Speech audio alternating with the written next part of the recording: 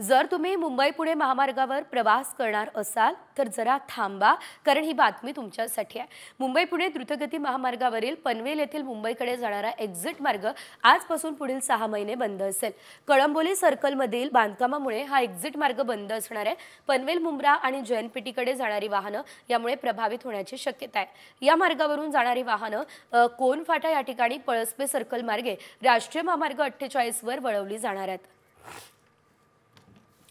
पुणे मुंबईकरांनो, आता या ठिकाणी तुम्ही ही बातमी बघा, लक्ष देऊन बघा, कारण आपण पाहतोय आजपासून पुढचे 6 महिने हा मार्ग जो आहे तो पूर्णपणे बंद असेल। कळंबोली सर्कलमधल्या बांधकामासाठी खरं तर हा मार्ग बंद असणार असल्याची माहिती आहे। त्यामुळे जर तुम्ही या मार्गाने सातत्याने प्रवास करत असाल किंवा पुढे तुम्ही या मार्गावरून प्रवास करण्याचा विचार करत असाल तर तुम्हाला पर्यायी मार्गाचा वापर जो आहे तो या ठिकाणी करावा लागणार आहे।